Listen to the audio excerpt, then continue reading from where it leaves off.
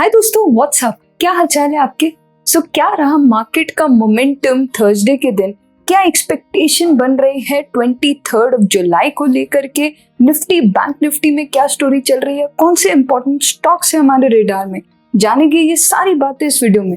तो चैनल को अभी तक सब्सक्राइब नहीं किया तो फटाफट से कर दीजिए चैनल को subscribe, hit the bell icon. Hello and welcome to Knack packers.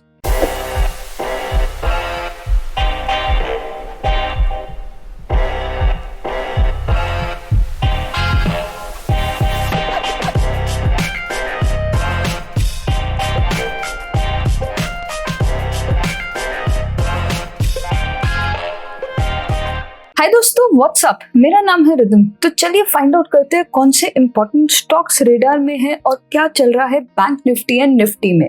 सबसे पहले let's have a look at the stock CDSL।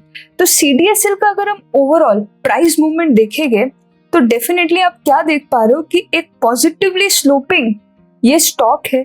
ये इसका 20 EMA एक्सपोनेंशियल मूविंग एवरेज है और किस तरीके से आप देख पा रहे हो कि प्राइस इसको रिस्पेक्ट करता हुआ ऊपर की तरफ मूव करता चला गया, लेकिन बहुत ज्यादा डिस्टेंस पे इसके नहीं आया। अभी अगर हम रीसेंट मूव की बात करें तो रिसेंटली स्टॉक में क्या हुआ, बहुत अच्छा अप मूव आया एंड विद गुड वॉल्यूम्स। इससे पहले भी जब भी एक छोटा मोटा भी ब्रेकआउट आया है तो वो अच्छी वॉल्यूम्स के साथ आया है, यानी कि ये एक पॉजिटिवली अप ट्रेंडिंग स्टॉक है पूरी कंफर्मेशन के साथ। लेकिन हमें ये पता है कि प्राइस कभी भी 90 डिग्री पे मूव नहीं कर सकती। अगर वो 90 डिग्री पे मूव करी है एंड जो ये 20 EMA होता है ये एक रबर बैंड की तरह काम करता है। जितना आप इससे दूर जाओगे, प्राइस जितना इससे दूर जाएगा उतना ही उसके पास आने की उसकी टेंडेंसी रहती है प्राइस की। एग्जैक्टली वही इस टाइम पे हो रहा है। 90 डिग्री प्राइस मूवमेंट के बाद थोड़ा सा correction but of course expected है। कोई भी टॉप या बॉटम प्रिडिक्ट नहीं कर सकता है मार्केट का, और कभी भी अननेसेसरीली हमारे को स्टॉक को चेज भी नहीं करना होता। तो यहाँ पर जब ये इतना 90 डिग्री का मूव दे रहा है तो ये एक साइन था कि ये कभी भी फॉल कर सकता है। सेकेंड साइन था कि ये 20 EMA जिससे ये कभी भी ज्यादा दूर गया ही नहीं है पिछले काफी टाइम से, उससे काफी ज्यादा डिस्टेंस पे ये स्टॉक ट्रेड हो रहा है, यानी कि यहाँ पर थोड़ी बहुत करेक्शन एक्सपेक्टेड थी। अभी ये 2 दिन से स्टॉक फॉल कर रहा है। अभी ये कहाँ तक गिर सकता है, इसके पास एक प्रॉपर सपोर्ट नहीं है। इसके पास एक प्रॉपर सपोर्ट आएगा अपने 20 EMA के आसपास, या फिर अगर प्राइस के हिसाब से बात करें तो जहां पर इसने लास्ट बेस बनाया था वो था अराउंड 1000 का लेवल। तो ये वहां तक भी करेक्ट हो सकता है। जब तक ये करेक्ट हो रहा है इसको होने देंगे। बहुत ज्यादा करेक्शन भी हम एक्सपेक्ट नहीं कर रहे क्योंकि हमने देखा है अप ट्रेंडिंग स्टॉक है, तो बहुत ज्यादा करेक्शन नहीं, लेकिन मैक्सिमम 1000 तक का करेक्शन हो सकता है। या फिर ऐसा भी हो सकता है कि प्राइस आए अपने किसी इंपॉर्टेंट सपोर्ट जैसे कि 20 EMA तक फॉल करे और वहां से फिर दोबारा से अपने अप ट्रेंड को कंटिन्यू करे। ओवरऑल ट्रेंड अभी भी पॉजिटिव है, अभी भी अप ट्रेंडिंग है, लेकिन करंटली टेक्निकल एनालिसिस के हिसाब से क्यों ये स्टॉक फॉल कर रहा है, कहाँ तक फॉल कर सकता है, और इसे फॉल करके एक सपोर्ट, एक नया बेस बनाने दीजिए, उसके बाद इसमें एंटर करेंगे तो अच्छे रिजल्ट्स यहाँ पर देखने को मिल सकते हैं। बट अभी इसको लॉन्ग जाने का टाइम अभी करंटली नहीं है। ठीक है जी, तो ये तो स्टोरी थी CDSL स्टॉक की। अभी अगर हम बात करें एक और स्टॉक की तो वो कौन सा है, टेक महिंद्रा। अभी ये टेक महिंद्रा स्टॉक में क्या हुआ है, यहाँ पर होता था एक रेजिस्टेंस जोन। ये हमारा एक रेजिस्टेंस जोन था अराउंड 1120 के आसपास। प्राइस यहाँ पर आता था, रिजेक्शन, फिर से ट्राई किया, second attempt fail, third attempt में इसने क्या किया है, सक्सेसफुल रहा है प्राइस अपने इस जोन को ब्रेकआउट करने के लिए, and that too with good volumes, जो कि पॉजिटिव हो जाता है। अब नेक्स्ट मूव क्या एक्सपेक्टेड है, अब देखो 2 पॉसिबिलिटीज है। या तो ये सीधा सीधा यहाँ से ऊपर की तरफ निकलने लगेगा, या फिर ऐसा भी हो सकता है कि ये अपने ब्रेकआउट लेवल को टेस्ट करने के लिए आए।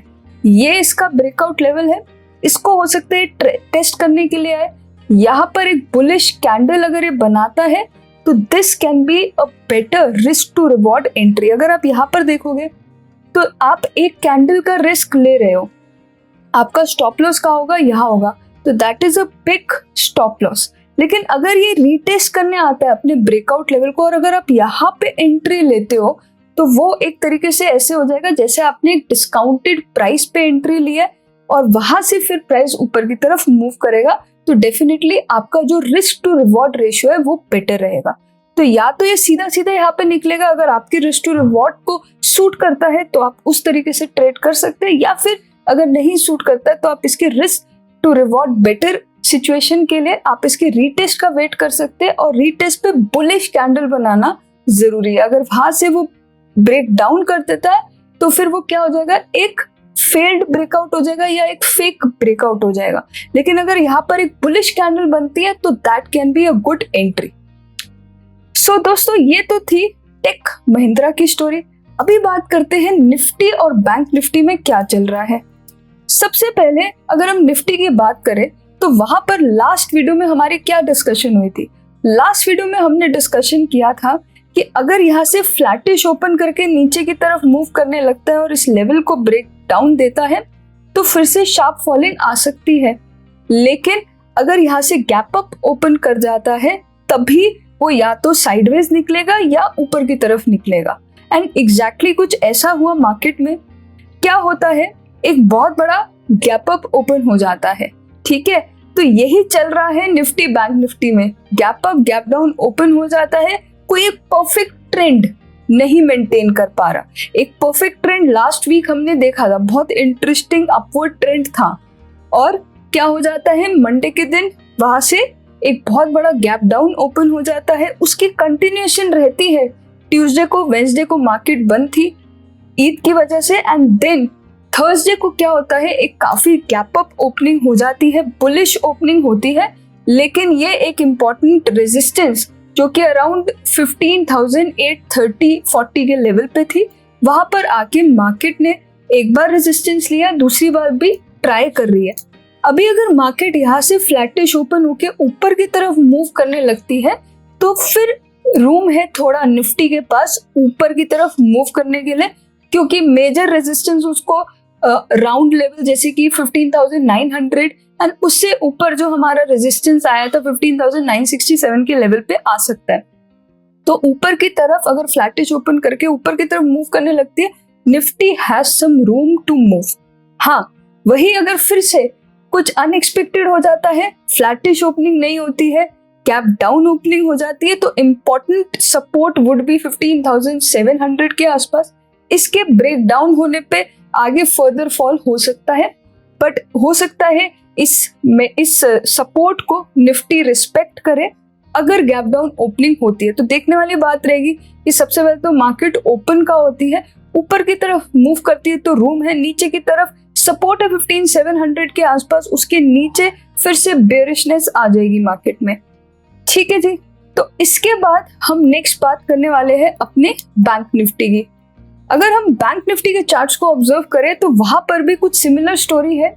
एक परफेक्ट ट्रेंड नहीं है, एक परफेक्ट ट्रेंड था लास्ट वीक, अप ट्रेंड था, ब्रेक हो गया मंडे को, डाउनवर्ड ट्रेंड में कन्वर्ट हो गया, मंडे ट्यूसडे डाउनवर्ड रहा और वेंसडे को छुट्टी थी, उसके बाद थर्सडे को फिर से गैप अप ओपन हो जाता है मार्केट। हमारी बात हुई थी फ्लैटिश ओपन करके नीचे की तरफ मूव करेगा तो बेरिश है, और अगर गैप अप ओपन हो जाता है 35,600 के लेवल के ऊपर ही थोड़ी सी बाइंग देखने को मिल सकती है। एंड एग्जैक्टली कुछ ऐसा ही होता है मार्केट में, 35,600 के ऊपर मार्केट ओपन होती है और वहां से ऊपर की तरफ मूव करती है, और यहाँ पर अब जो एक इम्पॉर्टेंट रेजिस्टेंस बना है वो है 35,000 के लेवल का।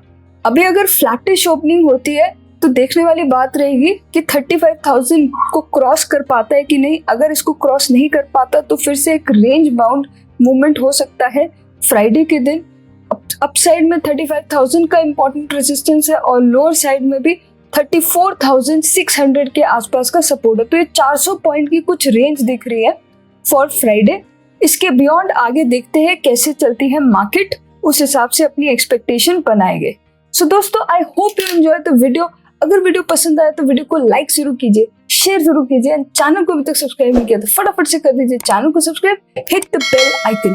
जल्दी मिलते हैं आपसे एक नई वीडियो के साथ, तब तक के लिए keep learning, keep growing and keep sharing.